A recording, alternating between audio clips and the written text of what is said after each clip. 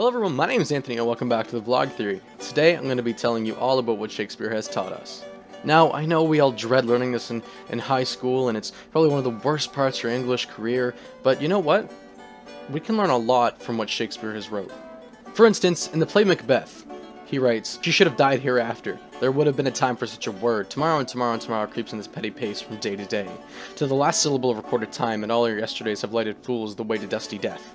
Out, out, brief candle. Life's but a walking shadow, a poor player that struts and frets his hour upon the stage, and then is heard no more. It is a tale told by an idiot, full of sound and fury, signifying nothing." You know what the soliloquy really means is that life doesn't really have meaning. We strut and fret our hour upon the stage of life. We live our lives out to do nothing. And just as he says, it's a tale told by an idiot, full of sound and fury, signifying nothing. It signifies nothing. It means nothing. Jesus Christ, this man was a fucking genius. Now, in Romeo and Juliet, he writes, "Don't waste your love on somebody who doesn't value it." Now, this is applicable to everyone, to every single human being that has ever lived upon this earth. Do not waste your love on somebody that doesn't value it. Do not love someone who does not want your love, or who does not want to love you. If, for instance, you're in love with a girl or a guy, and they don't love you back, just don't waste your time. Don't do it. It's a waste of time. In Twelfth Night, he writes, "Be not afraid of greatness. Some are born great, some achieve greatness, and some have greatness thrust upon them." Now, what this actually really means is that we don't have to be afraid of greatness. Some are born great. Some have the greatness instilled in them when they are born. But some achieve it throughout maybe school, throughout, basically just throughout life. They achieve it. And the last line really means that if someone thinks that someone else deserves greatness, they will throw it at them. If you take this line in perspective, we can all have greatness. Another great quote from Shakespeare is, "Poor and content is rich, and rich enough," from the play Othello. Now, I've never actually read this play. The previous ones I have read. But, the thing is, Shakespeare is really telling us that if you are poor, you're probably going to be happy, and just happy enough. Because money makes us greedy, and greed ruins us, as we find out in Macbeth. The more wealthy you are, the less happy you're going to be. This quote is right on point. From the play Hamlet, Shakespeare writes, "We know what we are, but know not what we may be."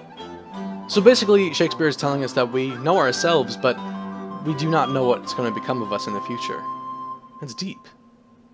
In Shakespeare's All's Well That Ends Well, he says, "Love all, trust a few, and do wrong to none." He's telling us to love everyone, and to trust just a few, which would be your close friends, and to do wrong to none. But yet, all around the world we see hatred. We see people in jail. We see untrusting people. Shakespeare would kill us if he was still alive. From Shakespeare's As You Like It, this monologue states, "All the world's a stage, and all the men and women merely players. They have their exits and their entrances, and one man in his time plays many parts, his acts being 7 ages."